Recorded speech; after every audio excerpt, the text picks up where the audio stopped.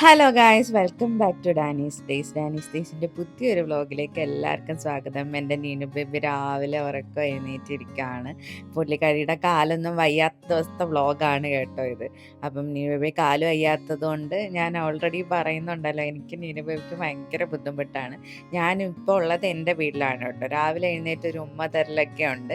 ഞാൻ good morning ഒക്കെ പറഞ്ഞു കൊടുക്കും, പക്ഷേ തിരിച്ചൊന്നും പറയത്തില്ല. അന്ന് ഗുഡ് മോർണിംഗിന് പകരം വേറെ എന്തൊക്കെയാണ് പറയുന്നത്. എഴുന്നേൽക്കുമ്പോൾ ഉടനെ അവൾക്ക് പുറത്തോട്ട് പോകണം. പിന്നെ അവൾ ബെഡ്റൂമിൽ ഇരിക്കത്തേ ഇല്ല കേട്ടോ. പുറത്ത് അവൾക്ക് പോയേ പറ്റുള്ളൂ.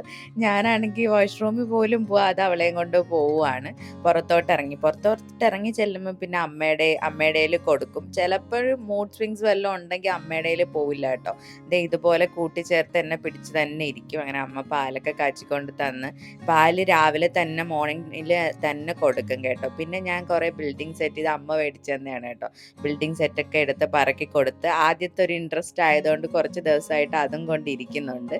പിന്നെ ഇങ്ങനെ പ്ലക്ക് ചെയ്ത് ഇങ്ങനെ വെക്കാറൊന്നും ആയില്ല, അടുക്കാറൊന്നും ആയില്ല. എന്നാലും അവൾ അത് വെച്ച് കളിക്കും. പിന്നെ ഞാൻ അടുക്കി കൊടുക്കുമ്പോൾ കൂടെ ഇരുന്ന് അടുക്കിയൊക്കെ തരും കേട്ടോ. ഇത് നീനു ബേബിയുടെ ബട്ടർഫ്ലൈ ബലൂണാണ്. ഇത് ഓൾറെഡി അവൾ തന്നെയാണ് അതിനകത്ത് എന്തോ കൊണ്ട് തൊടയെ പിടിക്കാണ്ട് ചെയ്തപ്പോഴത്തേക്കും അത് കീറിപ്പോയി. അപ്പം എൻ്റെ എടുത്ത് കാണിക്കുകയാണ്, അമ്മ ബട്ടർഫ്ലൈ ചീത്തയായി, അതിൻ്റെ കാറ്റെല്ലാം പോയി. പിന്നെ അവൾ തന്നെ അവളുടെ ബാസ്ക്കറ്റിൽ എടുത്ത് വെച്ചു. ഒരു കാർഡ്ബോർഡ് ബോക്സിലാണ് അവളുടെ കളിപ്പാട്ടങ്ങളൊക്കെ എടുത്തു വെക്കുന്നത്. പിന്നെ അവൾ ജനലിൽ കയറാൻ പറയും എൻ്റെ അടുത്ത്.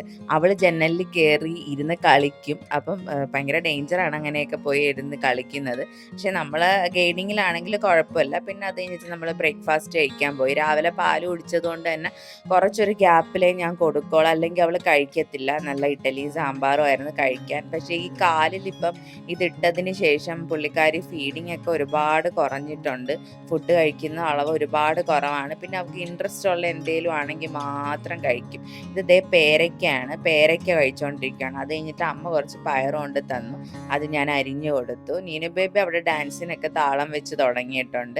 ഇപ്പം കാലിൻ്റെ ഒരു കട്ടി ഉണ്ടായതുകൊണ്ട് ഇങ്ങനെ നടക്കത്തൊന്നുമില്ല, ഇങ്ങനെ നിൽക്കുകയും അങ്ങനെ ഡാൻസ് കളിക്കുകയും അങ്ങനെയൊക്കെ ചെയ്യും കേട്ടോ. ഈ നടക്കാനൊക്കെ തുടങ്ങിയിട്ട് ഒരു ദിവസമെങ്കിൽ ഒരു ദിവസം അവർക്ക് ഇങ്ങനെ നടക്കാൻ പറ്റാത്തൊരവസ്ഥ വരുമ്പോൾ നമുക്ക് അമ്മമാർക്കല്ല അച്ഛന്മാർക്കും എല്ലാം അങ്ങനെ തന്നെയാണ്. നമ്മളെ ചുറ്റുമുള്ള സ്നേഹിക്കുന്നവർക്ക് എല്ലാവർക്കും കാണുമ്പോൾ ഭയങ്കര സന്തോഷം. അതുപോലെ നമ്മുടെ പേരൻസിന് ബുദ്ധിമുട്ടുള്ള ഒരു കാര്യമാണ്. കാരണം എപ്പോഴും ഇങ്ങനെ ഒക്കത്തിരിക്കും. എന്നെ സംബന്ധിച്ചിടത്തോളം ഞാൻ പ്രഗ്നൻ്റ് കൂടെ ആയതുകൊണ്ട് എനിക്ക് ഭയങ്കര ഇതായിരുന്നു കേട്ടോ. എന്ന് വെച്ച് കഴിഞ്ഞാൽ ആരെങ്കിലും പോവത്തില്ല, അങ്ങനെയൊക്കെ ഉള്ള പ്രശ്നങ്ങളാണ്. അപ്പോൾ ഇതിൻ്റെ ഇടയ്ക്കൂടെ ചോറും കറിയൊക്കെ കഴിക്കുന്നുണ്ട് കേട്ടോ. നീനു ബേബി കുറച്ചൊക്കെ കഴിച്ചു, കുറച്ചൊക്കെ കളഞ്ഞു. പിന്നെ ഞാൻ ഡ്രസ്സൊക്കെ ചേഞ്ച് ചെയ്ത് കൊടുത്തു. പിന്നെ ഈന്തപ്പഴം കഴിക്കുകയാണ് കേട്ടോ. ഡേറ്റ്സ് ഒക്കെ അവൾ കുറേശ്ശെ കഴിക്കും, ഒരുപാടൊന്നും കഴിക്കത്തില്ല. എന്നാലും ഞാൻ കഴിക്കുന്നതൊക്കെ കാണുമ്പോഴത്തേക്കും അവൾ കൂടെ ഇരുന്ന് കഴിക്കും കേട്ടോ. അങ്ങനെ ഇരുന്ന് കഴിക്കുന്നതൊക്കെ ഉള്ളൂ. ഈ ചോറും അരിയാഹാരമൊക്കെ ഭയങ്കര കുറച്ചിട്ടുണ്ട്. ചോറൊക്കെ വളരെ ഇച്ചിരി പോലെ കഴിച്ചോളൂ. പിന്നെ ഞാനങ്ങ് മനസ്സിലിങ്ങനെ സമാധാനിക്കും, വയ്യാത്തതുകൊണ്ടായിരിക്കും കഴിക്കുന്നത് കുറയുന്നത്. പക്ഷെ നമുക്ക് അമ്മമാർക്ക് ഭയങ്കര പ്രയാസമാണ് അവരിങ്ങനെ കഴിക്കാതെയൊക്കെ ഇരിക്കുമ്പോഴേ. ഇത് നമ്മുടെ ഒരു ഐറ്റം ഇപ്പോൾ വരുന്നുണ്ട്. ആ ഐറ്റത്തിനുള്ള ഡാർക്ക് ചോക്ലേറ്റ് ഞാൻ മെൽറ്റ് ചെയ്തുകൊണ്ടിരിക്കുകയാണ്. കാരണം പെട്ടെന്നൊരു സ്വീറ്റ് ക്രേവിങ്സ് വന്നപ്പോൾ ആദ്യം മനസ്സിൽ വന്നത് ചോക്ലേറ്റ് മോസ് ഉണ്ടാക്കാനാണ്. അപ്പോൾ പനീറും വീട്ടിലിരിപ്പുണ്ടായിരുന്നു. അപ്പോൾ പനീറും പാലും ഒക്കെ വെച്ചിട്ടാണ് ഞാൻ ചോക്ലേറ്റ് മോസ് ഉണ്ടാക്കുന്നത്. ഒന്ന് ട്രൈ ചെയ്ത് നോക്കണമൊക്കെ ഇടയ്ക്ക് കേട്ടോ. നല്ല ടേസ്റ്റാണ് കഴിക്കാൻ വേണ്ടിയിട്ട്. പ്രത്യേകിച്ച് ഷുഗർ ഒന്നും ഞാൻ ആഡ് ചെയ്തില്ല. പനീർ നല്ലോണം മിക്സിയിൽ അടിക്കുന്നതിന് മുമ്പേ നന്നായിട്ട് അതിങ്ങനെ കൈ കൊണ്ട് ഇങ്ങനെ ചുരണ്ടി അല്ലെങ്കിൽ ഇങ്ങനെ ഉടച്ച് നന്നായിട്ട് മിക്സ് ചെയ്തെടുക്കണം. അവിടെ കൈസർ വന്ന് നിൽക്കുന്നുണ്ട്, നീ ഇവിടെ എന്തോ ഈ ഉണ്ടാക്കുന്നതെന്ന് നോക്കിക്കൊണ്ട്. ഇത് നല്ല ഡാർക്ക് ചോക്ലേറ്റ് ആണ് കേട്ടോ.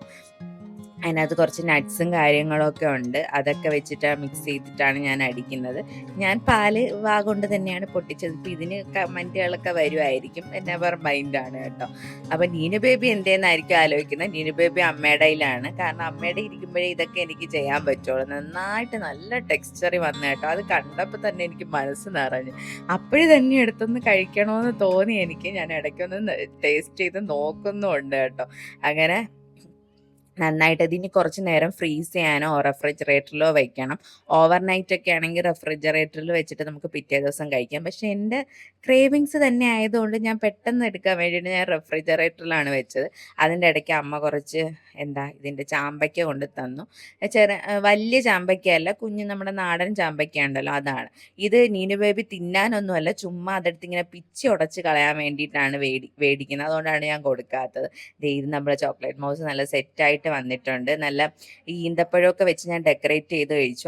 അതും കഴിക്കാൻ നല്ല ടേസ്റ്റ് ആയിരുന്നു കേട്ടോ. ഇത് പിറ്റേ ദിവസത്തെ വിഷ്വലാണ്. ഇന്ന് നീനു ബേബീനെ ഹോസ്പിറ്റലിൽ കൊണ്ടുപോയി നമ്മുടെ പ്ലാസ്റ്റർ എല്ലാം എടുത്ത് കളയാൻ വേണ്ടിയിട്ട് പോവുകയാണ്. ഞാൻ ഭയങ്കര ഹാപ്പി ആയിട്ടാണ് പോണത്, കാരണം ഇതങ്ങ് പോവുമല്ലോ. അതിൻ്റെ ഇടയ്ക്ക് ഒരു ടെൻഷനും കൂടെ ഉണ്ട്, ഇനി പോയിട്ട് ഇനി മാറ്റാതിരിക്കേണ്ടി വരുമോ എന്നൊക്കെയുള്ള ഒരു ടെൻഷനും കൂടെ ഉണ്ട്.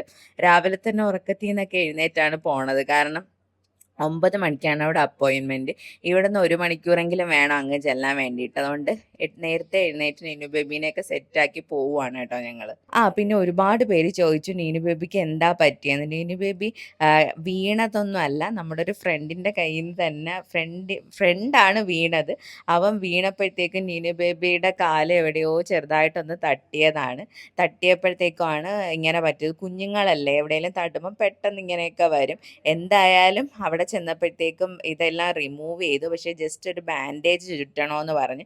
ഇപ്പം നീനു ബേബി ഓക്കെ ആണ് കേട്ടോ. വീഡിയോ ഇത്രയേ ഉള്ളൂ. ഇഷ്ടപ്പെട്ടാൽ ലൈക്ക് ചെയ്യാനും ഷെയർ ചെയ്യാനും സബ്സ്ക്രൈബ് ചെയ്യാനും മറക്കരുത്. അടുത്ത വീഡിയോ കാണുന്നവരെ ബൈ ബൈ.